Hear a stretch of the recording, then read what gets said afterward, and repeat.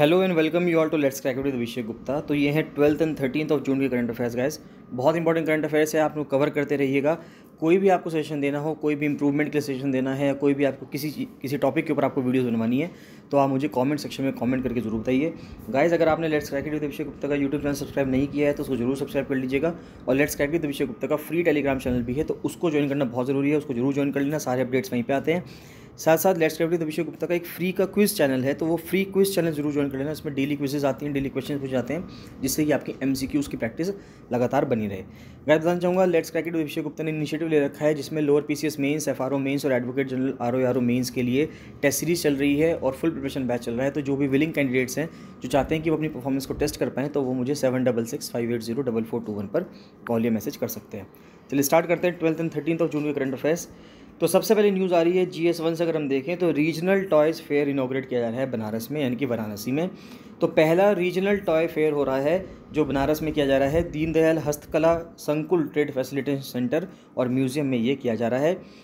इसमें अब अलग अलग जगह के टॉयज़ लाए जा रहे हैं, जैसे कि निर्मल टॉय लाए गए हैं तेलंगाना से, चन्नापटना और किन्हल टॉयज़ लाए गए हैं कर्नाटका से, वुडन टॉयज़ आए हैं बनारस के और चित्रकूट के, कठपुतली क्राफ्ट आए हैं राजस्थान से, और उसके बाद अशारी कांडी टॉयज़ आए हैं असम से और डॉल्स आई हैं मणिपुर से। तो ये मेजर अट्रैक्शन है बायर्स के। देखिए ये बहुत इंपॉर्टेंट है, यहाँ से आपके मैच द फॉलोइंग करवा सकता है UPSC, UP PCS या उत्तराखंड PCS कोई भी एग्जामिनेशन में कि अलग अलग ये टॉयज़ किस किस स्टेट से बिलोंग करते हैं। तो ये आपको ध्यान होना चाहिए कि कौन से टॉयज़ किस राज्य के हैं। Indian toys industry is estimated to be $1.5 billion. तो माना जा रहा है कि भारत की जो टॉयज़ इंडस्ट्री है वो $1.5 बिलियन की है, making up 0.5% of global market share. जो टॉय मैन्युफैक्चरर्स हैं भारत में are mostly located in NCR। अब टॉय मैन्युफैक्चरर्स कहाँ हैं भारत में? वो NCR में है या फिर महाराष्ट्र में है, कर्नाटका में है, तमिलनाडु में है या और क्लस्टर्स हैं सेंट्रल इंडियन स्टेट्स में।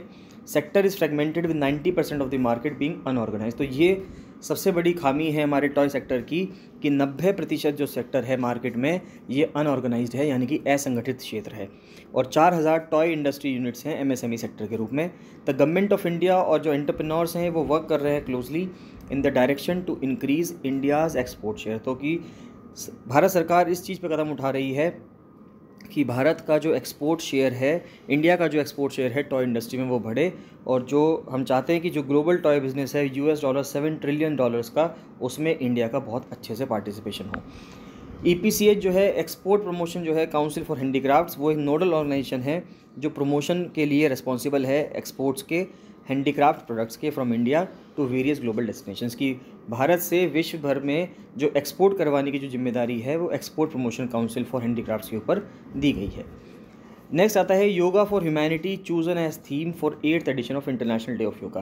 तो जो 8वां संस्करण होने जा रहा है इंटरनेशनल डे ऑफ योगा का, तो उसकी जो थीम रखी गई है वो योगा फॉर ह्यूमैनिटी रखी गई है। तो मिनिस्ट्री ऑफ आयुष ने चूज़ किया है इस थीम को 8th international day of yoga 2022 की, जो कि ऑर्गेनाइज़ किया जाएगा भारत में पूरे विश्व में 21 जून 2022 को। जो मेन इवेंट है इंटरनेशनल डे ऑफ योगा का वो मैसूरू में कराया जाएगा कर्नाटका में ऑनरेबल प्राइम मिनिस्टर के द्वारा। जो थीम है पिछले साल की वो थी yoga for wellness. 8th edition of international day of yoga will see many first, जिसमें से कि एक इनोवेटिव प्रोग्राम चलाया जाएगा जिसका नाम है guardian ring, which will showcase the movement of the sun. अब ये जो गार्डियन रिंग है ये सन की मूवमेंट को शो करेगा। Participation of people performing yoga will take place along the movement of the sun. तो जिस तरह से सूरज की जो मूवमेंट होता है ईस्ट से वेस्ट की तरफ, तो पूरे विश्व में इस तरह से करके गार्डियन रिंग करके जो सन की जो मूवमेंट होती है उससे एक परफॉर्मेंस की जाएगी पूरे विश्व में। नेक्स्ट आता है GS2। अगर हम GS2 से न्यूज़ देखें तो जल जीवन मिशन के ऊपर आ रही है बात कि जल जीवन मिशन ने 50% अचीवमेंट प्राप्त की है। तो 9.6 करोड़ हाउस होल्ड्स जो हैं रूरल हाउस होल्ड्स, देखिए जल जीवन मिशन के तहत ग्रामीण क्षेत्रों के जो परिवार हैं, ग्रामीण क्षेत्र में जो घर हैं उनको पानी देना, पाइप से पानी देने का एक लक्ष्य रखा गया है। तो 9.6 करोड़ यानी कि 50% rural households now have access to tap water connections within their premises. Punjab, Gujarat, Himachal Pradesh और बिहार, जिसमें 90% कवरेज एरिया है, तो 90% इसमें कवर हो चुका है और are progressing fast towards becoming Har Ghar Jal states. तो हर घर जल से एक थीम बनाई गई थी, एक योजना लाई गई थी कि हर घर में जो जल आएगा वो नल से आएगा। तो 6 state union territories, 108 district, 1222 blocks और 71,000 सुपर ग्राम पंचायत और 1,51,000 से जो गांव हैं वो हर घर जल बन चुके हैं। विजन क्या है? विजन है to provide every rural home with safe drinking water, कि सेफ ड्रिंकिंग वाटर से हर घर में पानी आना चाहिए। ग्रामीण क्षेत्रों में गोवा, तेलंगाना, अंडमान निकोबार आइलैंड्स, दादरा एंड नगर हवेली और दमन एंड दीव, पौंडीचेरी, हरियाणा, इनके ऑलरेडी 100% हाउस होल्ड कनेक्शंस की अचीवमेंट हो चुकी है। हर घर जल एक फ्लैगशिप प्रोग्राम था यूनियन गवर्नमेंट का, जो इम्प्लीमेंट किया जा रहा है जल जीवन मिशन के तहत अंडर मिनिस्ट्री ऑफ जल शक्ति। तो ये आपको इंपॉर्टेंट चीज़ ध्यान रखनी है। और इसका लक्ष्य क्या है? इसका लक्ष्य है कि 2024 तक जितने भी ग्रामीण परिवार हैं उन सबको हमें नल से पानी प्रोवाइड करना है। तो at the time of launch जल जीवन मिशन, जब जल जीवन मिशन लॉन्च किया गया था 2019 में, उस टाइम मात्र 3 करोड़ घर ऐसे थे, 3 करोड़ हाउस होल्ड ऐसे थे पूरे भारत में, यानी कि 17% जो ग्रामीण क्षेत्रों में जो मकान थे, घर थे, उनके पास पाइप से पानी पहुंचता था। बाकियों को पानी भरने के लिए इधर से उधर जाना पड़ता था। वाइस प्रेसिडेंट ने 3 नेशन का टूर किया है, गैबॉन, सेनेगल और कतर। तो वाइस प्रेसिडेंट ने विज़िट किया है, first ever high level visit किया है भारत से गैबॉन और सेनेगल में, जो कि कंट्रीज़ हैं अफ्रीका के। और कतर भी गए हैं वाइस प्रेसिडेंट। तो visit to Qatar to boost bilateral ties, जो कि 50th एनिवर्सरी होने जा रही है हमारे डिप्लोमेटिक रिलेशंस की।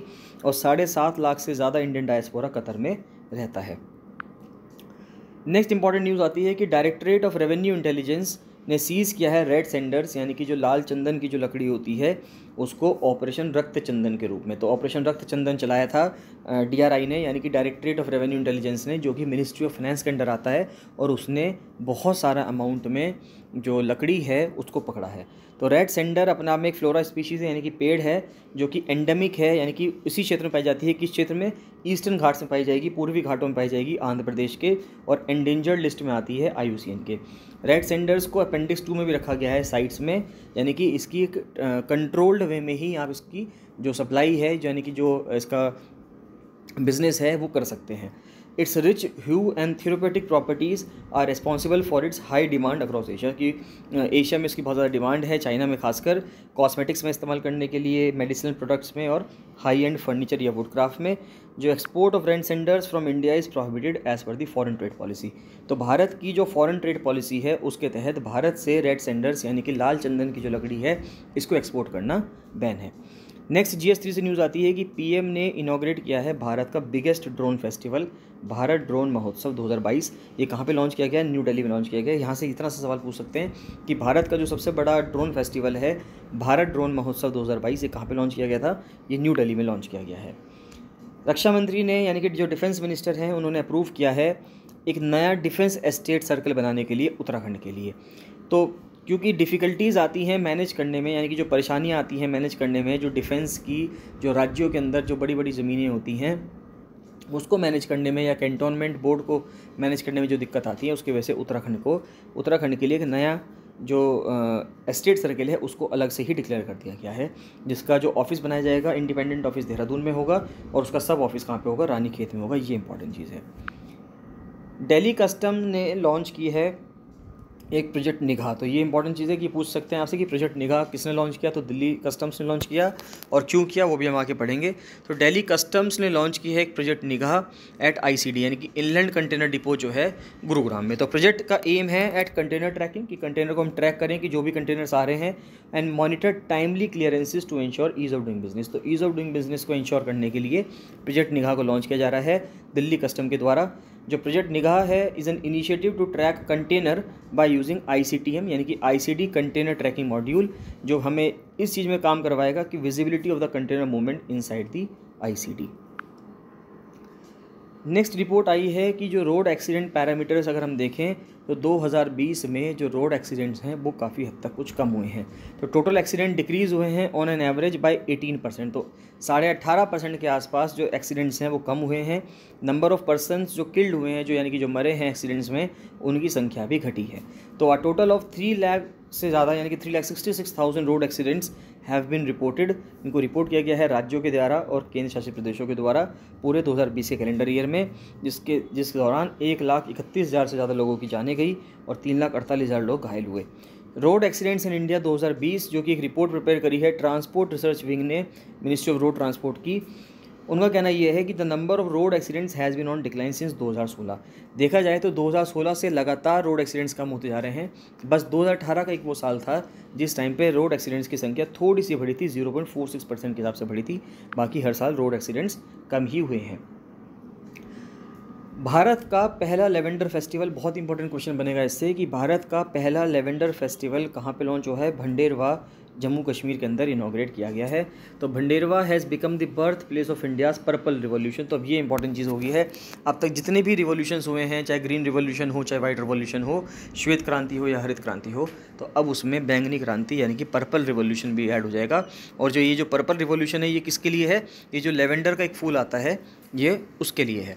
तो lavender cultivation has employed about 5000 farmers and young entrepreneurs across Jammu and Kashmir. Country का पहला जो नेशनल इंस्टीट्यूट है हाई एल्टीट्यूड मेडिसिन का, वो भी भंडेरवा में ही बना है या भडेरवा में ही बना है। और जो एक एग्रीकल्चरिस्ट हैं श्री भरत भूषण, उनको ब्रांड एम्बेसडर कहा जा रहा है पर्पल रिवॉल्यूशन का भारत के अंदर। तो ये इंपॉर्टेंट चीज़ है। वापस से EPCH के ऊपर न्यूज़ आती है कि जो एक्सपोर्ट प्रमोशन काउंसिल है, यानी कि जो भारत में हैंडीक्राफ्ट्स के एक्सपोर्ट के लिए काम करता है, वो इंडेक्स डिज़ाइन फेयर होने जा रहा है 2022 का दुबई में, UAE में। तो उसमें ये पार्टिसिपेट कर रहा है। गवर्नमेंट ऑफ इंडिया ने टारगेट रखा है कि वो 100 मिलियन टन कोल का गैसिफिकेशन करेगा 2030 तक। ये सवाल पूछा सकता है, सीधे सीधे आपसे फिगर पूछ ली जाएगी कि गवर्नमेंट ऑफ इंडिया का क्या टारगेट है कोल गैसिफिकेशन का 2030 तक का? 100 मिलियन टन। इन्वर्टेड राइफल और हेलमेट जो कि इंडिया गेट पे लगा करता था न्यू दिल्ली में, उसको वहाँ से इंडिया गेट से शिफ्ट करके नेशनल वॉर मेमोरियल पे कर दिया गया है। ये वो सिंबल था जो 1971 का जो इंडिया का जो या बांग्लादेश का जो लिबरेशन वॉर हुआ था, इंडिया पाकिस्तान वॉर जो हुआ उस टाइम पे, तो उनकी शहीदों की याद में इसको बनवाया गया था। तो जो परम योद्धा स्थल है नेशनल वॉर मेमोरियल में, और वहाँ पर एक इन्वर्टेड राइफल और हेलमेट का जो सिंबल है उसको वहाँ पे इंस्टॉल कर दिया गया है in the midst of burst of Paramvir Chakra awardees. तो परमवीर चक्र अवॉर्डीज़ के बस्ट्स के बीच में। नेक्स्ट न्यूज़ आती है डिफेंस से कि INS गोमती जो कि एक अपना में एक शिप था, उसको डिकमीशन कर दिया गया है आफ्टर 34 ईयर्स ऑफ सर्विस। यानी जो तीसरा शिप था Godavari class guided missile frigates का, जिसका नाम था INS गोमती, उस जो कि ओल्डेस्ट, अगर हम देखें सबसे पुराना एक जहाज़ था वेस्टर्न फ्लीट का, उसको डिकमीशन कर दिया गया है। इसने कई सारे ऑपरेशन में पार्टिसिपेट किया है, चाहे वो कैक्टस हो जो कि मालदीव्स में चलाया गया, पराक्रम हो जो इंडिया पाकिस्तान के बीच में हुआ, और रेनबो हो जो कि इंडिया श्रीलंका के बीच में हुआ। तो ये कई सारी चीज़ों में पार्टिसिपेट कर चुका है। जो ministry of road transport and highways के जो मिनिस्टर हैं श्री नितिन गडकरी, उन्होंने 20 अमृत सरोवर अकोला महाराष्ट्र में डेडिकेट किए हैं पूरे देश भर को। तो it has been decided to rejuvenate and develop about 50,000 Amrit Sarovars across the country by 15 अगस्त 2023। तो सरकार द्वारा एक नई योजना चलाई गई है अमृत सरोवर अभियान, जिसके तहत 75 डिस्ट्रिक्ट्स में, हर डिस्ट्रिक्ट में नॉट 75 डिस्ट्रिक्ट्स, हर डिस्ट्रिक्ट में 75 सरोवर्स को रेजुविनेट किया जाएगा, यानी कि उनका पुनरुत्थान किया जाएगा। तो ये डिसाइड किया गया है कि 50,000 अमृत सरोवर्स को रेजुविनेट किया जाएगा 15 अगस्त 2023 तक अमृत सरोवर अभियान के तहत, और जिसको प्राइम मिनिस्टर श्री नरेंद्र मोदी ने अनाउंस किया था, which will change the picture of water conservation and reservoirs across the country.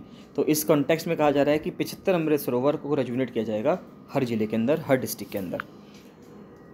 Inauguration हुआ है नॉर्थ इंडिया का जो पहला बायोटेक पार्क है एट घट्टी कठुआ डिस्ट्रिक्ट जम्मू कश्मीर। तो जम्मू कश्मीर में काफ़ी ज़्यादा काम किया जा रहा है, जिससे कि जम्मू कश्मीर की जो आवाम है, जम्मू कश्मीर के जो लोग हैं, वो जो वहाँ पे इंसर्जेंसी जैसी एक्टिविटीज़ होती हैं उनसे छोड़कर वो भारत के विकास के तरफ काम करें। नेशनल आर्टिफिशियल इंटेलिजेंस का जो पोर्टल है indiai.gov.in, उसकी सेकेंड एनिवर्सरी सेलिब्रेट की जा रही है। तो नेशनल AI पोर्टल, जिसको ministry of electronics and IT यानी कि MIT जो मिनिस्ट्री है, नेशनल गवर्नेंस डिवीज़न है और NASSCOM है, उसने मिलकर बनाया है। तो वो उसकी सेकेंड एनिवर्सरी सेलिब्रेट कर रहा है। 2020 में इसको बनाया गया था, तो 2022 में इसके 2 साल हो गए हैं। The portal focuses on recreating and nurturing a unified AI system. Artificial intelligence का इकोसिस्टम को नर्चर करने के लिए इसको बनाया गया था, to drive excellence and leadership in knowledge creation, की एक्सीलेंस करने के लिए और लीडरशिप करने के लिए, to develop an AI ready robust workforce for the future and use AI to foster economic growth. Next बहुत इंपॉर्टेंट न्यूज़ आ रही है कि जो परम अनंत करके एक सुपर कंप्यूटर है, इसको कमीशन किया गया है IIT गांधीनगर में। तो सुपर कंप्यूटर इस्टेब्लिश किया गया है under phase 2 of national super computing mission to facilitate computational research. तो परमानंद सिस्टम जो है ये बेस्ड है direct contact liquid cooling technology पे। तो ये इंपॉर्टेंट चीज़ है, ये जो परमानंद है ये किस चीज़ पे बेस्ड है, ये direct contact liquid cooling technology, इस टेक्नोलॉजी पे बेस्ड है। इसके ऊपर सवाल पूछ सकते हैं। To obtain high power usage effectiveness and thereby reducing the operation cost, यानी कि इससे जो ऑपरेशनल कॉस्ट है, जो इलेक्ट्रिसिटी कंजम्पशन है, वो इसका कम होगा परमानंद सुपर कंप्यूटर का, जिसको कि IIT गांधीनगर में कमीशन किया गया है। तो नेशनल सुपर कंप्यूटिंग मिशन के तहत अब तक 15 सुपर कंप्यूटर्स ऐसे हैं जिनको कमीशन किया जा चुका है, और जिनकी टोटल अगर हम एग्रीगेट अगर हम कंप्यूट करें कैपेसिटी तो वो 24 पेटाफ्लॉप्स है, जो कि अपना में बहुत बहुत ज़्यादा है। ये सभी जो सुपर कंप्यूटर्स हैं ये सब मैन्युफैक्चर किए गए हैं भारत में, और इंडिजिनसली काम कर रहे हैं। इंडिजिनसली डेवलप्ड जो सॉफ्टवेयर स्टैक है उसके ऊपर ये काम कर रहे हैं। तो ये थे आपके 12th and 13th of June के करंट अफेयर्स गाइस। बहुत इंपॉर्टेंट करंट अफेयर्स हैं। आपको कोई भी डाउट आता है इसमें तो आप मुझे कमेंट सेक्शन में कमेंट करके बताइए। बाकी let's crack it with Abhishek Gupta का जो फ्री टेलीग्राम चैनल है उसको जरूर ज्वाइन कर लेना, सारे अपडेट्स वहीं पे आते हैं, तो उसको ज्वाइन करना बहुत बहुत ज़्यादा ज़रूरी है। बाकी मिलते हैं नेक्स्ट वीडियो में। So thank you and bye bye.